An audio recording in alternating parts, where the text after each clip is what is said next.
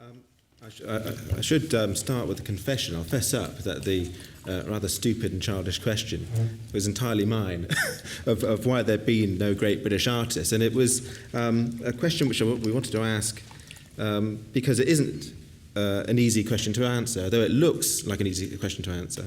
The common sense or value-laden response is kind of insufficient in some way. We might feel a bit unhappy with the kind of the obvious answers that you can provide. And it's a question which you'll recognise has been formulated in the knowledge and the shadow of Linda Nocklin's seminal essay from the early 70s, a kind of intervention from a feminist perspective on art history of why there have been no great women artists. And we carry over from that original formulation a sense that we need to kind of challenge the common sense or the value-laden responses that a question like that might provoke. There are two thoughts which the question puts in my mind, which I'd like to sort of put to you to start the discussion. Firstly is the question of, is the category of great art a problem in relation to the way we think about the British? And Neil and actually others were kind of pointing towards this as a question. Is it possible to formulate an idea of great art and the British in a single sentence? Do we suffer from a kind of cultural cringe in relation to the visual arts in Britain and the way that they have been promoted and positioned in relation to Britain's cultural life as a whole, if we can conceive of such a thing? Secondly, and I think I might start with this question because it's slightly more straightforward, is the category of British art relevant or meaningful at all? Is the reason why the question why have there been no great British artists a bit tricky? Because there are no British artists, or British artists is not really a category or a term which is relevant, meaningful, pertinent in the present context. And I mean, maybe, Philip, I'd start with you, because I was struck with your comment that you feel like you've been at this conference for the last 25 years. I mean, I hope it doesn't feel like that out there, but it's a.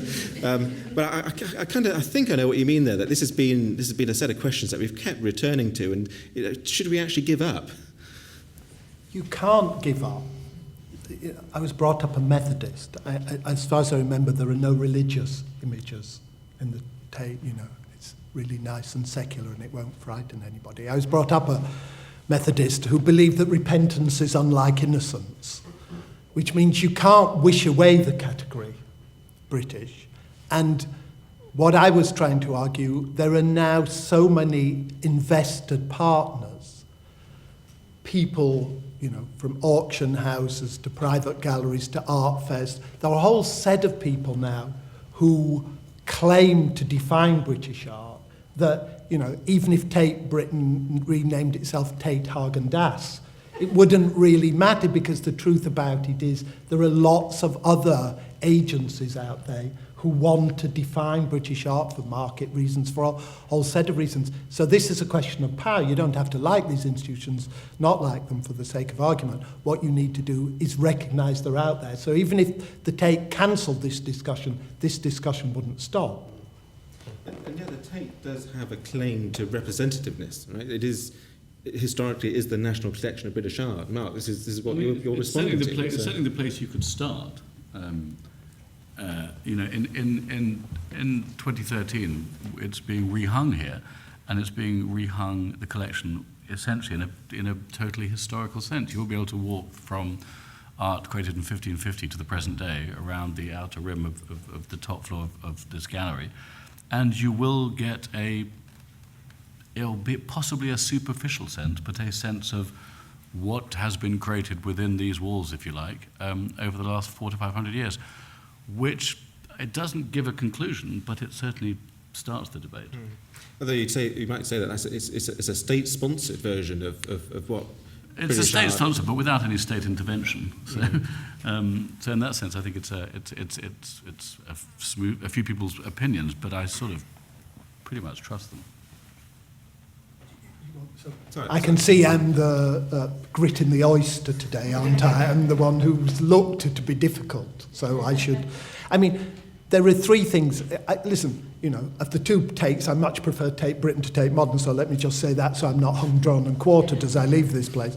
The more serious response is the issue around Tate Britain is it gives an impression that Britain is not porous. I think that is an intellectual and historical major problem.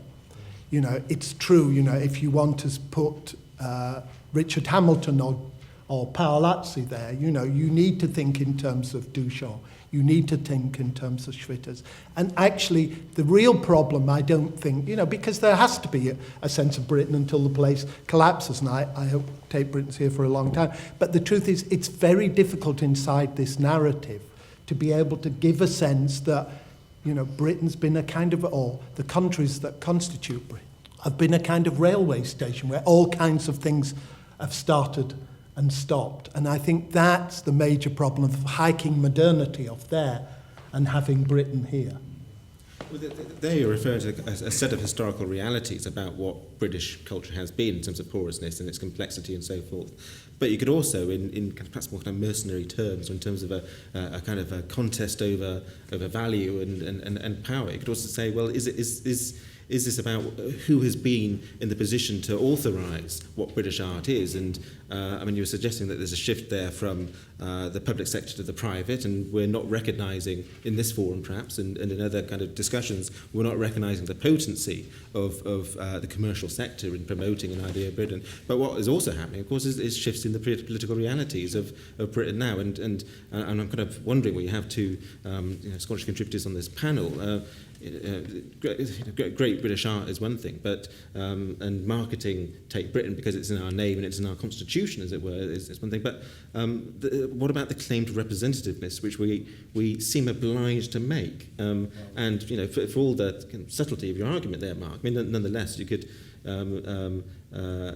say that, well, no, I reject the Union Jack and I reject the claims which are made there. The thing is, like, no one's obliged to make these claims to representativeness. You know, if you have a real problem with it, with what you're being asked to do, then you could do something else. You could do a different job. You could take on a stance which is contrary to that idea of Britain being a brand. And what we're looking at, in a sense, is in like Tate Britain or in the marketisation of British art, we're kind of looking at something that's semi-Victorian in how it conceives of the nation state and national identity. You know, it's not a debate by any means. The terms are, well, what are they? You know, there are no real terms to engage with.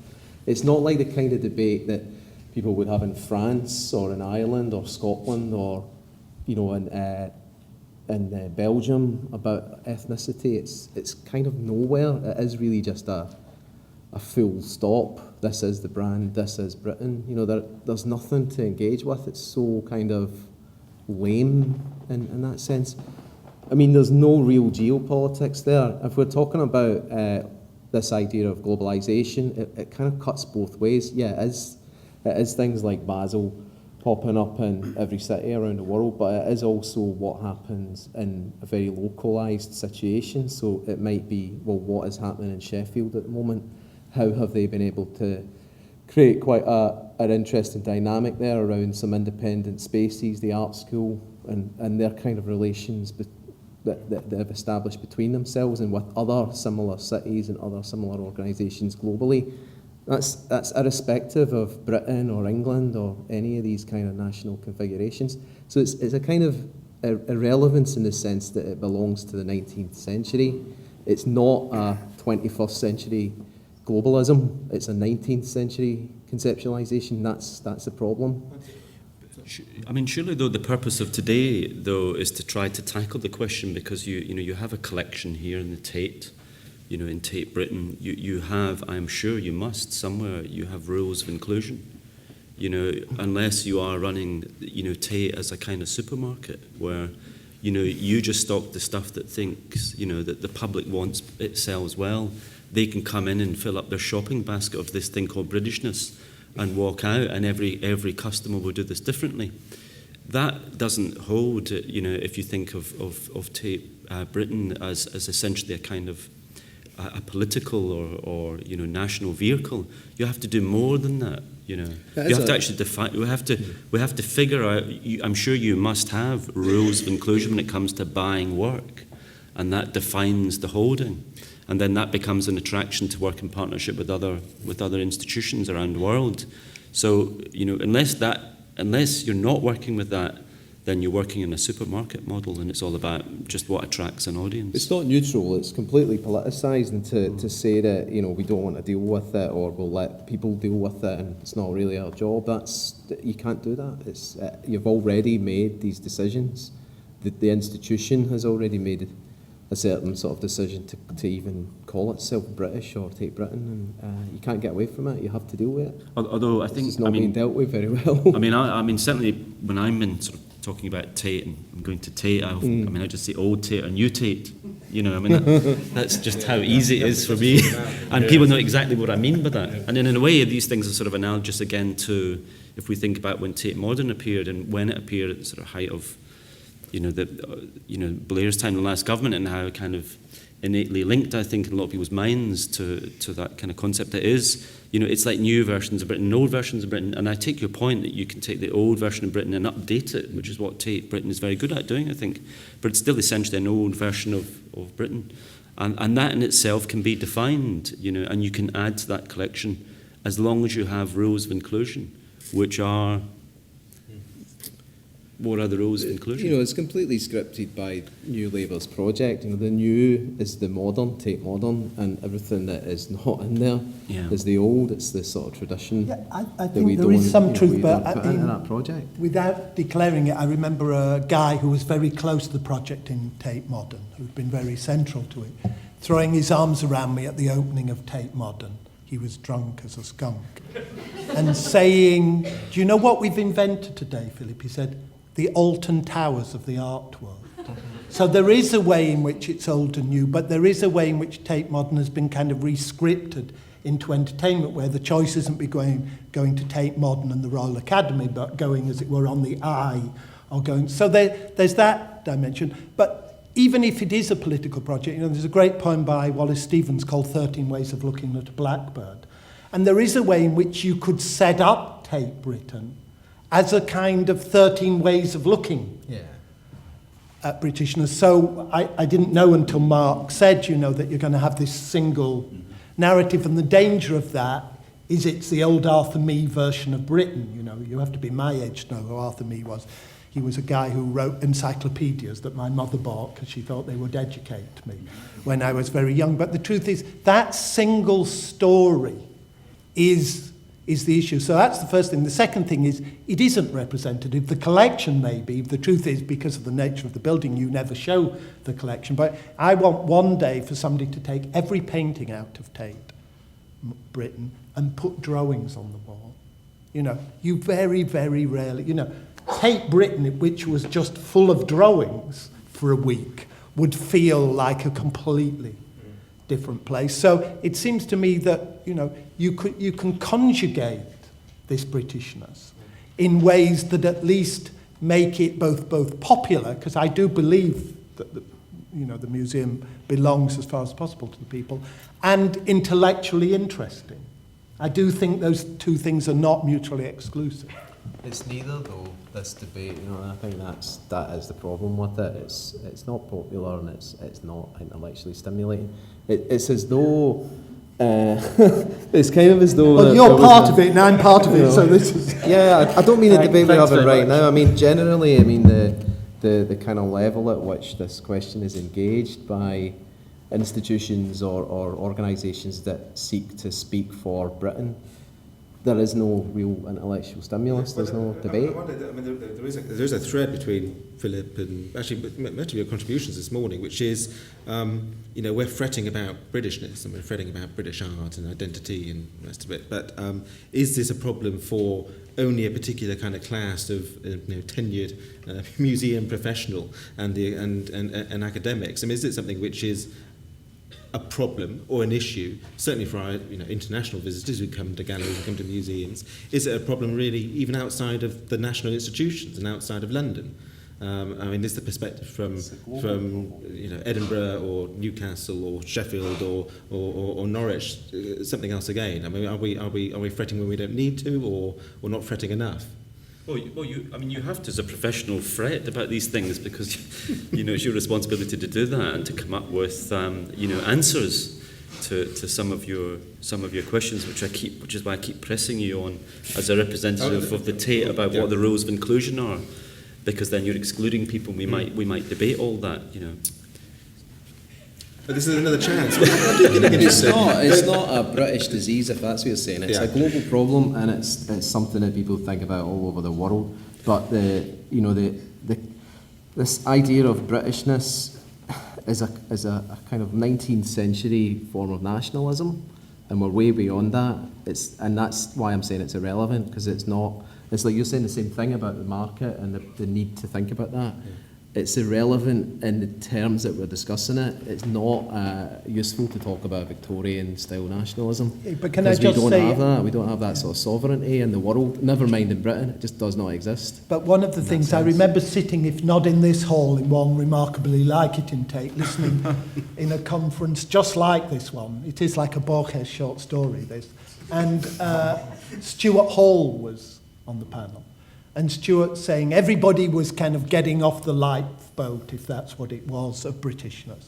And Stuart, I remember saying very eloquently, as Stuart often is, actually, I feel much more relaxed about Britishness, he said, than I do about Englishness, which was an issue, obviously, of race politics. So for certain groups, it may be something one wants to evacuate, but for other groups, it's maybe something that one wants to kind of align oneself with. So I think that the issue is it's kind of inchoate. But of course, the truth is it's also an issue of power, which is what I think all of us have said. All I'm saying is I don't think you should fret about it as if it's your issue, because there are all other very powerful agencies now claiming to speak Britishness in a way that simply was not 30 years I think that is the problem, though, that there are people who are attempting to speak on our behalf, and they're using that frame of reference, British or Britishness or Britain,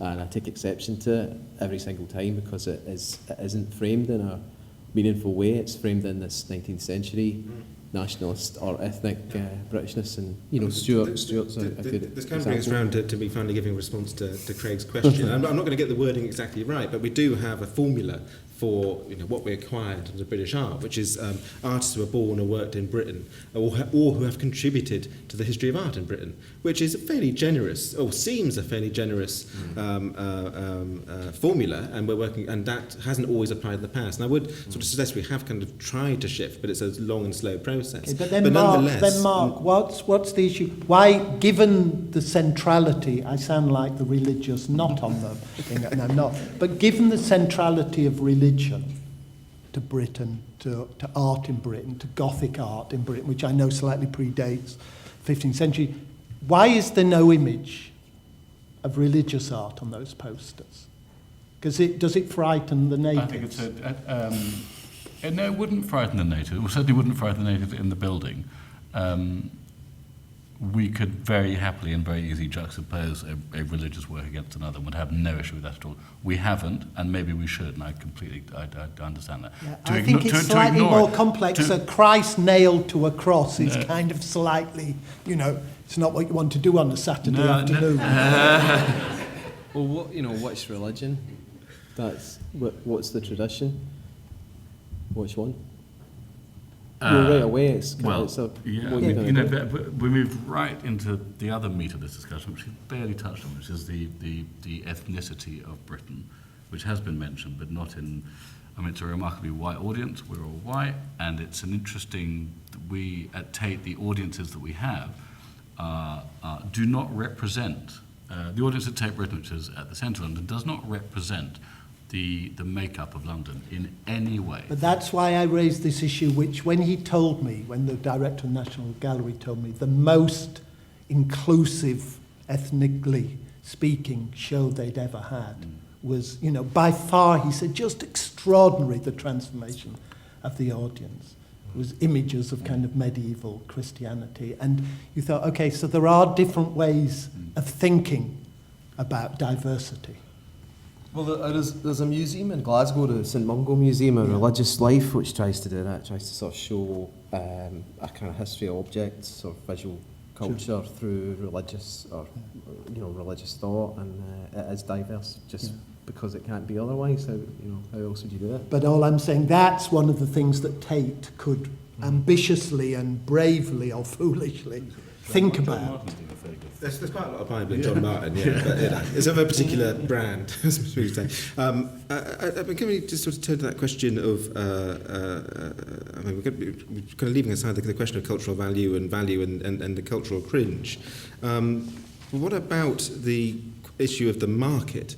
I mean, you're suggesting that the commercial and the private is a kind of driver of how Britishness is packaged or marketed. I mean, are we saying now that public institutions are just too weak or frail or too fretful to establish the terms on which you could even try and answer the question, why have there been no great British artists? Are we now, it's so much in awe of the market that we have to let it run its course? Well, because I spend so much time in my life outside Britain, the truth is that's globally speaking. If you're in China, the British Museum is an institution as known, and the kind of art world aficionados know Tate modern, but really that's it, And so the truth about this is that globally speaking, it is the private sector. But even inside Britain, I mean, when I heard, and I checked up 3 times because I didn't believe it was true, that Saatchi's China show had 400,000 people through it. They're very, very, it's a very impressive number of people to get through for a show that's got no blockbuster name. So I think it's not only outside Britain that the market is ruling, but after all, public museums are only, if you say the Louvre is the first public art museum, they're only slightly over 200 years old. It may be that the ecology is changing and that the private will become more important as it once was in defining what counts as British. The thing is, though, there's only part of the story about the market in China and how Britain's represented, because higher education has a huge stake in China, and it has a lot of agreements with Chinese universities and art schools that mean that there are different kinds of visibility, and they're often what you would call regional in English terms, so they might be a relationship with, say, Nottingham rather than Britain specifically. But I think this idea of marketisation is really the problem in terms of talking about Britain, because the market can't deal in uncertainty. Uncertainty is a problem. Obviously, that's what's leading to the issues we're having right at this moment in the money markets. It can't deal with that, so it can only deal with these kind of certainties like this is British art, and it's something that's very kind of clearly demarcated and branded. And that's why it's always going to be something that completely misses the mark. It can't show what's actually happening on the ground, what's really happening in Britain. It's a kind of in-flight magazine idea, this country, which is just some sort of weird caricature. Hold on a minute. In the early 90s, way before the Tate had a Philip Guston, before the Tate had a Damien Hirst, Saatchi, for whom I have no space on, was buying this work. In other words, there was a kind of support going on for young British artists from the private sector that simply wasn't there from the public sector. And we just set up a club for Chinese students across Britain. So the truth is, all Nottingham, all other universities market their Britishness, because we've been involved in talking with 120,000 students here about that. They don't really. That's not really how it works. You just need to kind of travel around England just to see that. I go to a lot of different academic institutions around England, and they don't do that. They market. No, they do it in China. No, in China they market the British. In China they market their British. They market the city-state. It's because the ecology's changed, because cities like Sheffield or Nottingham, they have a very different ecology now, and they don't have private market in the way that London has. It's the same in Scotland, there's been a little bit of a private market there, but it started to implode, and over the years, if you look at what's developed, say, back from the 60s onwards, it's all been developed not even within the public sector, but within a gift-based economy. So it's got nothing to do with this kind of high-end kind of auction house end of the market. No, That's sorry, I part thought we were of it, talking but about the it's Chinese a sort of Chinese broad students. spectrum. I'm saying that Well, the Chinese students who come to live and work in Scotland don't come because of Scottishness. They come because they've heard of, say, Glasgow, and they have a kind of idea of what Glasgow is about and what it's done in terms of the arts. So it's not about Britain or even Scotland. Two more topics I'd like to put into play, and then maybe, if there is a microphone available, we may take some questions from the floor. When the first of these actually picks up on the discussion that you're having here, which is, all of you been to, have a sense of what the global perception of British art or art from Britain and its nations, looks like or is thought to look like. And I'm interested in asking whether the British art, which is out there in the global fairs, whether that matches up to any of the categories that Pevsner was putting into play in 1949, whenever it was, or is it largely about that kind of old idea of eccentricity and variousness, and which you can characterise? I mean, is there some attempt at characterisation or drawing together these figures under a banner when British art is being cast out into the world? I think you'd have to make a distinction between when it's cast in Basel or it's cast in Delhi. In other words, there are different kinds of what counts as British being, as it were, packaged in those places. So I don't think there's a single version of Britishness being exported by the market. Nor, to be fair to the market, do I think the market isn't interrogative. I think in certain ways it can put shows on that are. I think all I'm saying is it's out there and it needs to be inside this conversation in order to really think through what Britain means and what British art might mean. But is it still presented through the prism of Britishness? That appears to be the gateway in which it's presented. Sometimes. Sometimes not. And sometimes a very different account of Britishness in Delhi than it is in Singapore. But Phil, I mean, isn't there a kind of inherently very problematic idea here when we're talking about the market and great Britishness, which is, if you're talking about a kind of active market that's that's been creatively constructed by dealers and various agencies around the world, by Sotheby's and so on, by even the British Council, there's a suggestion in what you're saying that the artists are in some way complicit with this construction of a market. And to accept that is basically to accept a basic notion, which is that artists, great British artists, are making work for a market. Well, look, and that's really problematic. Well, it's historically not at all. Shakespeare did nothing but make work for a market. But there's a difference between a market and an audience, No, he made them Dickens made works for a market. He worked with institutions, publishing houses that made works for art. Hitchcock, the greatest filmmaker we ever produced, only worked in terms of markets through Hollywood. He made nothing that wasn't made through a studio in Britain. The market itself, historically, is a very complex thing. It may be problematic, but so is the public sector problematic. What I don't want is the kind of devil and heaven. I don't think that's the distinction. Anybody's arguing for that, though. I think what I'm trying to say is that the market's very, very broad, and it operates at this global level.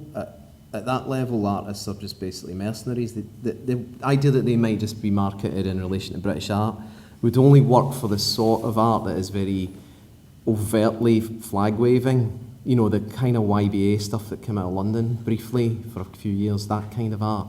Things that don't wave a flag in that way, they don't necessarily have to go under some caricature of Britishness. They operate in a mercenary sort of style. Like most of the artists I know who are represented by private galleries who live in Britain are not represented in the UK, they're represented in the States or somewhere in Europe, and their gallerist is not here, and so does that make them like a German artist or an American artist? But it's irrelevant. The gallery has a list of artists that it will represent, and the artists are there because they possibly have something in common, and that thing is not their ethnicity. It's nothing to do with that. What work is translatable and what not is a question that increasingly preoccupies me and to which I have no answer. Why is it that Pasolini, hardly the most marketable or commodifiable Italian filmmaker come writer, is bloody known everywhere, and Toto is not? You know, it's very complex. I don't think it would be fair to say, you know, Damien Hirst makes work, do you know what I mean, that's commodifiable in a simple way and therefore can be exported. These are really very complex intellectual and cultural questions. As I said, Toto ought to be much more easily exportable than Pasolini. They usually are, but it was a really blunt attempt to market them in that way as a sort of national brand in the 90s, in the mid-90s. That's the difference. That hadn't really happened before then in quite that way. And it hasn't happened since because it's embarrassing. You know, artists run a mile from that sort of thing. YBA is a kind of laughingstock and has been for a really, really long time. It's a small moment. Before we move out to taking questions from the floor, there was another term which I wanted to kind of put in the discussion, which is the regional, because we've been talking this morning about the global, we've been talking about Britishness and the national, but I wonder what weight the regional has now in discussions about nationhood, and whether an institution like Tate Britain, because it lays claim to representativeness, and yet it's in London and it has only some kinds of art. Whether the regional is a term which has greater currency now than it has in the past, or is this, you know, another irrelevancy? But regional only makes sense in England. England has regions. Scotland doesn't have regions. And Scotland's a nation. It's not a region. Does Scotland not have? No, it doesn't have. It did have regions in the 60s, but we got rid of them. Right. Strathclyde Regional Council, for example, that was just a flash in the pan, but it doesn't have them. And, But it still has cores and peripheries. no. Well, it listen, doesn't. read Edwin Muir absolutely thought Scotland had cores and peripheries. No, you you're know. wrong. Oh, It doesn't. right. That's simple It then. doesn't have the core and periphery in the way that, say, France does, because it never had the. It never had a kind of successful attempt to create a single language. You know, it still has Gaelic, Scots, English. There's lots of other dialects. There are a whole set of writers never and achieved artists that. from the 30s and 40s in Scotland who would beg to disagree. But They never it's a achieved different that one. kind of centralism that you have in England. That's or, not or what in Muir France. thought, which is the reason he started translating Kafka. That's not. That was a long time ago. So, shall we see if it doesn't have that. Shall we see if there are any questions from the floor? I mean, do we have the microphone? We have the microphone ready. So if you put up your hand, you have to wait for the microphone to get to you before we can hear you. If you, any volunteers? Yeah. Well, we got I think fifth row first, and then fourth row. Yeah. Yeah. My question related to the sense of the regional, and thinking about the brand Tate and the Tate Britain, and just wondering why we haven't mentioned the other Tate museums as well, so like the Tate St Ives and also Tate Liverpool, and also how they also are in England, for example. Yeah. But also in terms of relating to the question, Tate St Ives obviously is very focused on a specific group of great British artists, or might be thinking of. So I wanted to could have your feedback on those issues. I think that's an incredibly important question, you know, and we can go beyond that. Something we talked about in this sort of small seminar setting we had last night with some of the participants here. You know, I was talking about, again, we haven't mentioned it, but artists' rooms. You know, this collection that's been donated to both Tate and the Scottish National Gallery of Modern Art. So it's going to be held jointly and then, in effect, disseminated around the country in smaller venues that wouldn't normally be able to get into that touring, you know, culture because of the cost of all of that. So it's a huge opportunity. But at the same time, what you've got then is another idea. For example, in Scotland, you know, the Scottish National Portrait Gallery reopened this week, and so you've got within that collection, within the way that they've identified themselves, something which is an analogous to Scotland. You know, that museum is a kind of version of what Scotland will be like, and it's very much defined by Scottish people who are in that collection, you know, portrayed in the collection. Artist Rooms is a different version of Scotland. You know, you've got this idea of it working in a sort of porous way. It's working with an international collection, so it happens to have some British people in it. One of them was born in Bahamas, but known as a Scottish artist, Ian Hillman Finlay and so on, but it's working in partnership. So that's another analogy of what Scotland could become in the future, which is, of course, a kind of union, you know, status quo. So it's an incredibly important thing. But I think if you look at the individual museums in their own right, and you're talking here effectively about a franchise, aren't you? Liverpool and Tate, they do things slightly differently, but still a franchise. I think you've got to go beyond that and think about it's not what they do on their own right, it's how they then partner up with the area they're in or the ecology of artists' opportunities within that town, within that city, and so on. That's the key thing. It's the interrelationships, and not what they do differently or not what they do back with the sort of home-based HQ. Yeah, it could be more federal. It could be like the FRAC system, something like that. But it's not. I mean, the Tate's like an English institution. It doesn't exist anywhere else, but it's paid for, supported by the UK state. So it's tricky in that sense, but I don't think that makes it kind of a complete irrelevance. I think like a lot of the other Tate galleries, they don't have that brand of that problematic brand of Britain. I think the same problem's there for all the Scottish galleries. I'm really not happy about the idea that they're called Scottish. They should take that out of the equation. They should probably remove national as well.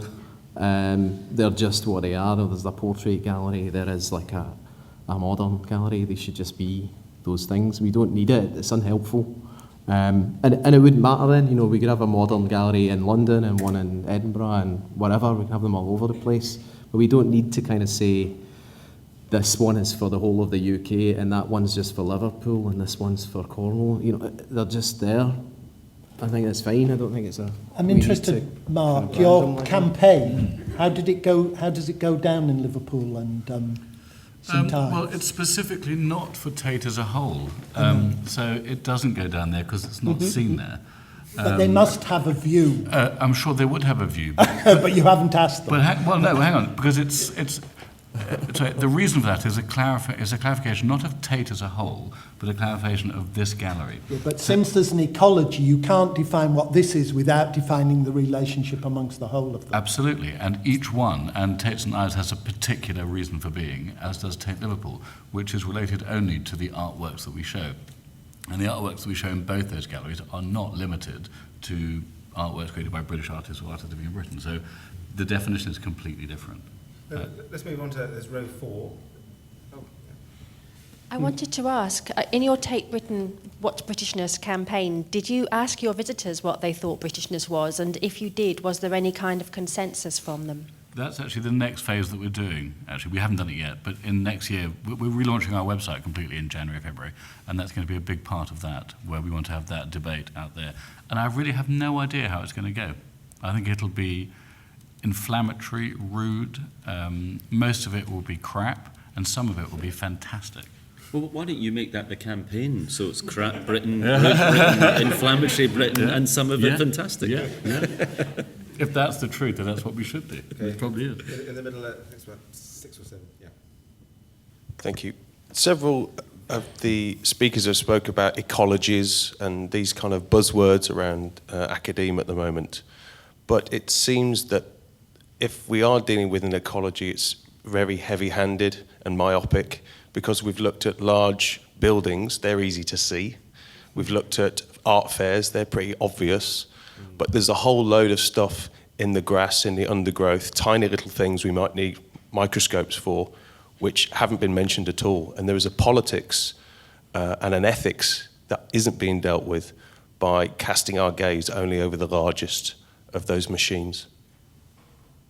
Yeah, comment. That's totally right. I mean, you need to look at all of the grassroots organisations, and they don't exist at a governmental level. They're often not publicly supported in the way that, say, Tate is, and they don't or can't speak on behalf of the public because sometimes they're not even answerable in a democratic sense. So some might be private, but some might be just run or led by artists for mainly other artists.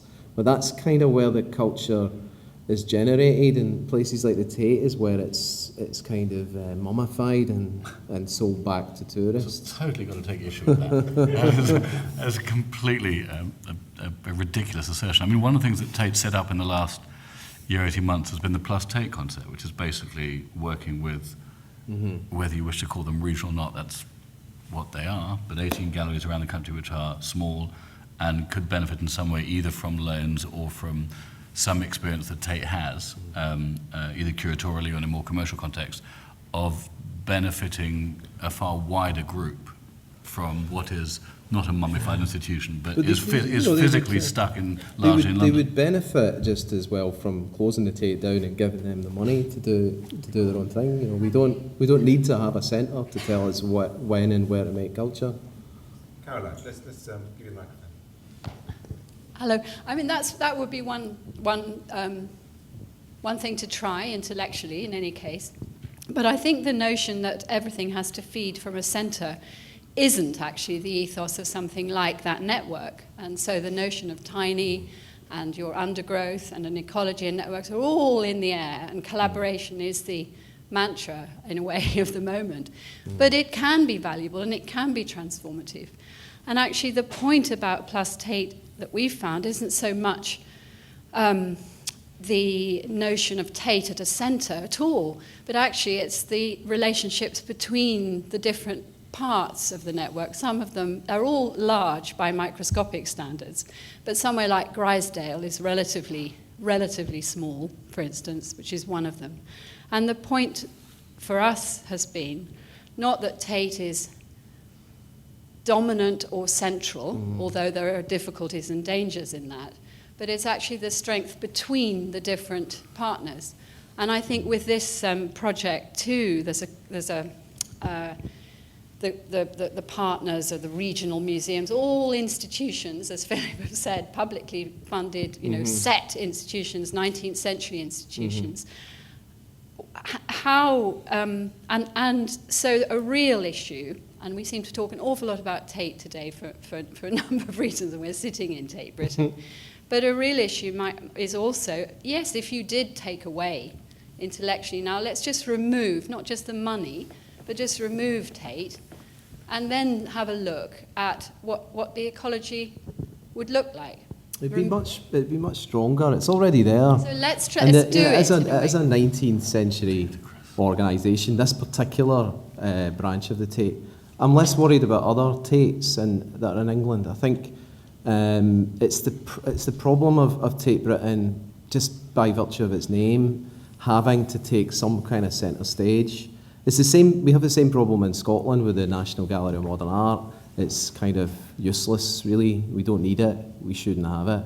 We should have something. We should go beyond that, Neil. That is distributive instead, because that's the sort of culture that we have. We don't really need to have a centre in that way. But what we've discovered with the Scottish National Gallery of Modern Art, prior to some of the recent developments there, is that it actually actively prevented promotion of contemporary ideals and ideas through images. It stopped things happening rather than that sort of rather passive idea of the collection, the national collection, just collecting and not actually informing and developing relationships with the grassroots, as it were. It tried to actively stop some things, and there's lots of evidence of that. It's true, and at least the Tate's trying to do something positive, and I'm not trying to knock the Tate. It's just, it's in its nature to survive. Institutions try to perpetuate themselves. What else can it do other than try to do something good? But inherently it is a Victorian institution. Ultimately, we don't really live in those times. The danger of that, Neil, though, the danger of that is you end up kind of promoting the sort of James Murdoch argument of the BBC is a monster, let's get rid of it. No, I don't think the BBC needed to be devolved. Bits of it have gone off to Manchester recently. Let's break it up in that sense. I don't mean that we should break it up. I just mean it needs to be kind of dispersed. And then it can become something more interesting from a geopolitical position. We start to see more of what's going on, at least around England. The news, the media that I read or look at that comes from London is very much about London, and it's not about England. It's not about. Scotland has its own media. It's not an issue, but it's not even about Europe. It's really inward looking, and the Tate, as much or as hard as it might try, will ultimately suffer from that. That's why we're still talking about. That's why I'm still talking about the Tate, because we're in it, and it's like some big magnetic black hole. In that sense, It's saying that What else can it be? territorialising impulse is you can't get away from it. There's nothing you can do other than erase it. You or- can though. You can try harder not to be so kind of bullying and myopic. But It's that- not is it- that. is That's it not really Could you just that- respond to It's that? hard to know. It's actually quite hard to know where to start, actually, because I mean, the bullying myopic view is one that has been levelled at Tate in the past. I think we are endeavouring to, whether it's true or not, I don't know, but the stuff that we're doing, either through Tate Plus Tate rather, or in fact through our website where the entire archive will be online, every single part of the collection will be online, so everything, technically you cannot put all 72,000 pieces of work that we are looking after anywhere other than online, and they are online now, and they will be searchable in a way that is sort of pretty amazing from January. So I think, given the constraints, the physical constraints of having 2 of the 4 galleries in London, I think we're doing everything we can to chuck the stuff out there to ensure that it is available to the widest audience all the time. It's true, but it's a sort of poison chalice, isn't it? Because other than like get rid of the whole edifice, what can you do? It's very difficult, and I don't know how you solve it. That is a problem. We've got one down here, row 4, and then which may be the final question in row 3.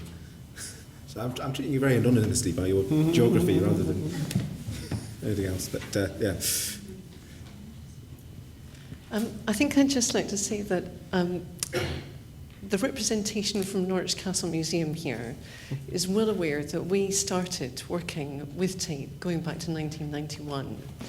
We were part of the original Tate Partnership Scheme, and now we're part of the Great British Art Debate.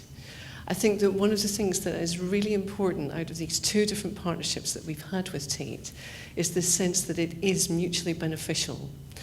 I don't think that there is a sense that Tate governs what we do.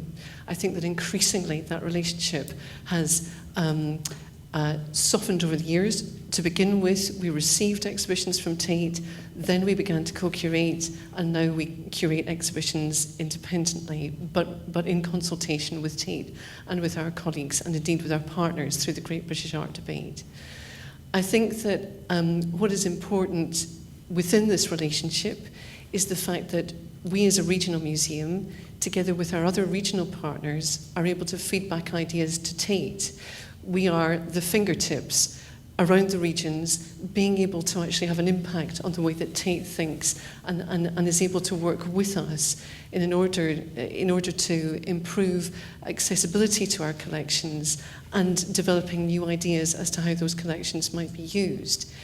The regional museums are in a better position to be talking to artists working in their regions and being able to feed that material, that information back into where we're at and then back into the centre.